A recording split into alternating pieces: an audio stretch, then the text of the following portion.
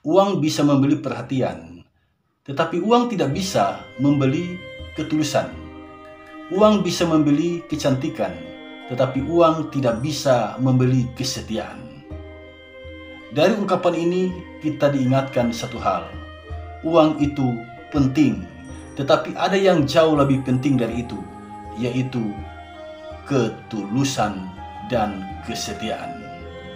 Kali ini kita akan belajar dari seorang tokoh yang sangat terkenal di Israel, yang di zamannya dia adalah seorang pemerintah. Namanya adalah Nehemia.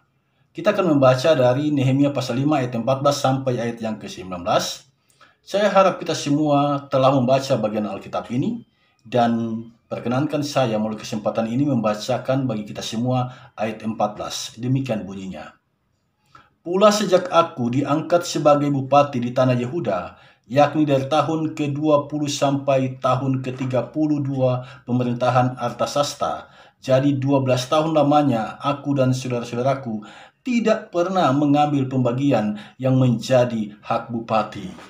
Wow, luar biasa. Nehemia seorang bupati, 12 tahun dia memerintah, tapi apa kesaksiannya di sini? Tidak pernah mengambil pembagian yang menjadi hak bupati. Uang itu penting, harta itu penting. Tetapi Nehemia melihat di sini ada yang jauh lebih penting dari itu. Dan kita akan temukan apa sesungguhnya yang penting bagi Nehemia sehingga dia tidak mengambil bagiannya yang menjadi haknya sebagai seorang bupati.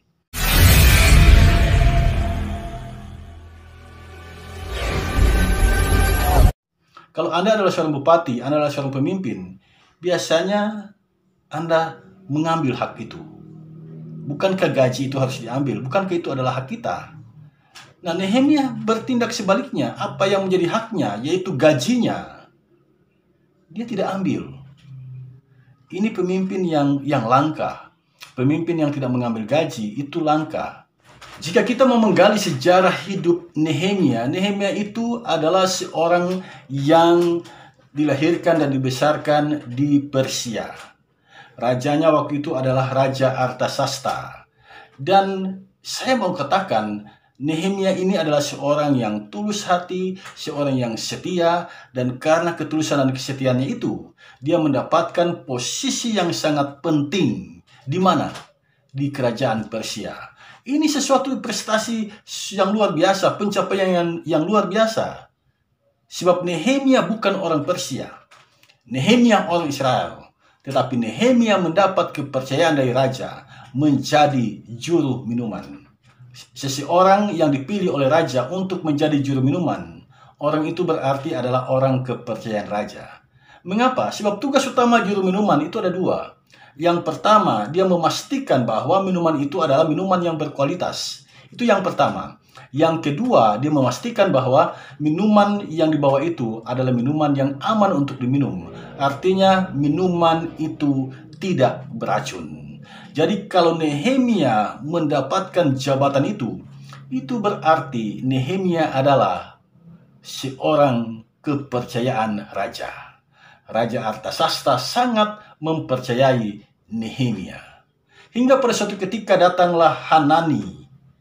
Dia baru saja kembali dari Yerusalem dan Nehemia bertanya kepadanya tentang orang-orang yang berada di kota Yerusalem. Apa kata Hanani? Hanani melaporkan dua hal. Yang pertama yang dilaporkan adalah keadaan penduduk Yerusalem yang menderita, yang tercelah. Yang kedua, Hanani melaporkan tentang kota Yerusalem, di mana temboknya telah dibongkar dan pintu gerbangnya terbakar. Dan hal ini menyedihkan hati Nehemia, dan kesedihannya itu pada akhirnya diketahui oleh raja.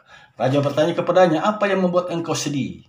Nehemia menyampaikan kesedihannya karena mendengar kota Yerusalem telah hancur. Raja Artasasta kemudian mengutus Nehemia ke sana dan mengangkatnya menjadi bupati di daerah itu.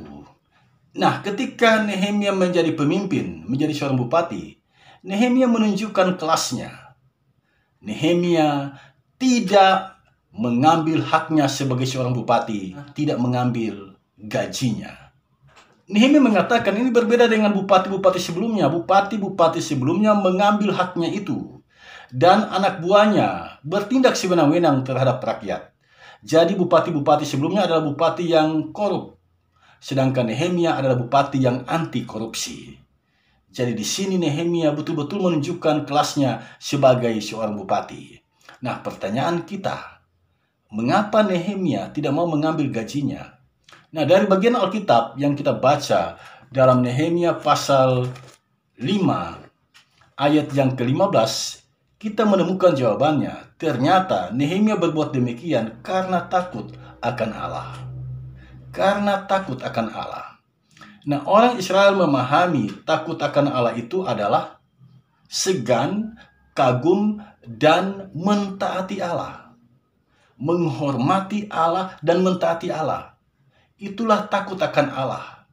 Dalam bahasa Israel, yirat Elohim. Jadi jangan Anda pahami takut akan Allah itu sama dengan seorang anak kecil yang takut dengan penjahat. Atau Anda yang takut dengan penjahat. Bukan.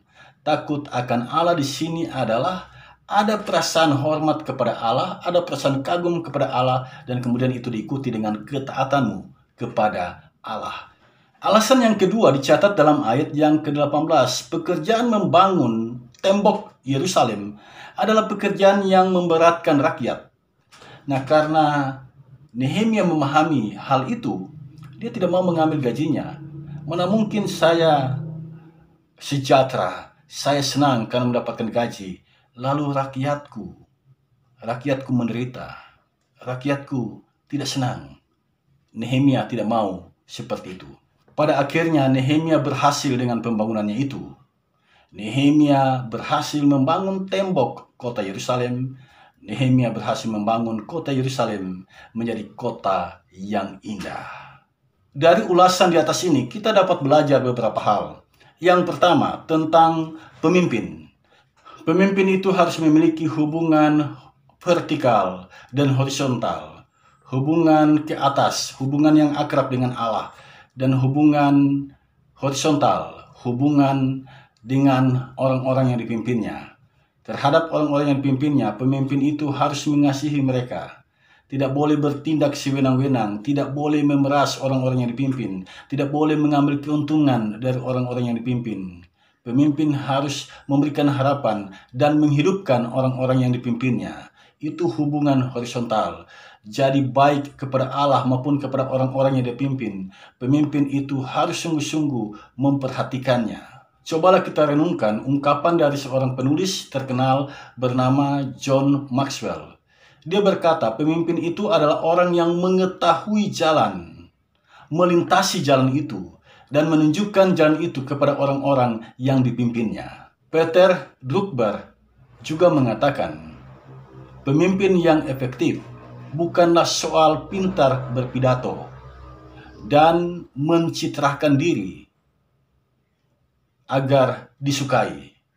Kepemimpinan tergambar dari hasil kerjanya, bukan atribut-atributnya. Nah, ini penting bagi kita, sebab sekarang ada banyak orang yang membangun citra diri agar disukai, apalagi kalau menjelang pemilihan. Mereka membangun citra diri agar disukai oleh orang-orang yang memilihnya. Mereka mulai melatih diri berbicara yang baik, berpidato di sana-sini. Jadi kepemimpinan itu mau ditunjukkan dari soal kemahiran bicara, dari soal kepintaran berkata-kata.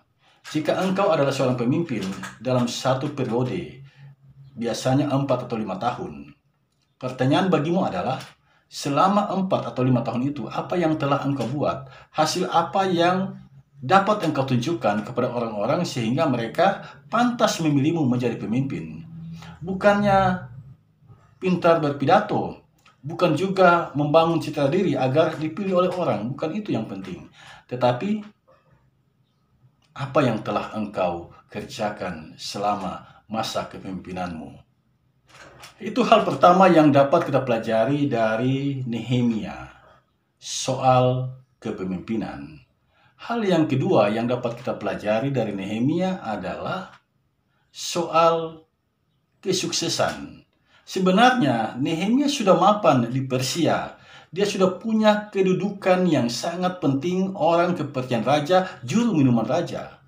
Nah, tetapi ketika dia mendengar kampung halamannya berantakan, mendengar kampung halamannya hancur, porak-poranda, dia tidak sampai hati.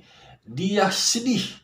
Dia berdoa, dia berpuasa kepada Tuhan, dan dia punya harapan agar dia dapat kembali ke kota Yerusalem.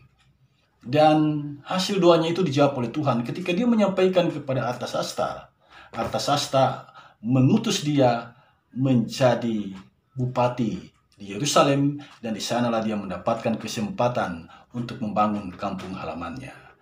Nah, mentalitas ini menarik bagi kita, apalagi ketika kita sukses di tanah rantau. Ingatlah kampung halaman, ingatlah orang-orang yang pernah membesarkan, yang pernah bersahabat denganmu. Mereka juga harus dibangun, mereka juga harus kita motivasi untuk sukses.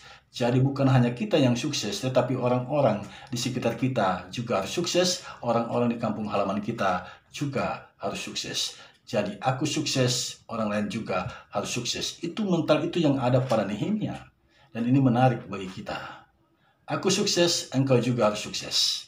Pertanyaan bagi kita, adakah pemimpin yang seperti itu sekarang ini? Di saat kita dilanda pandemi, adakah pemimpin yang mengikhlaskan diri, gajinya diambil, atau dia tidak menerima gaji demi orang-orang yang dia pimpin? Pertanyaan ini sangat menarik bagi kita untuk mengevaluasi diri kita, sejauh mana kita memiliki sikap mental takut akan Allah dan mengasihi orang-orang yang ada di sekitar kita. Sejauh mana kita punya solidaritas dengan orang-orang yang kita pimpin.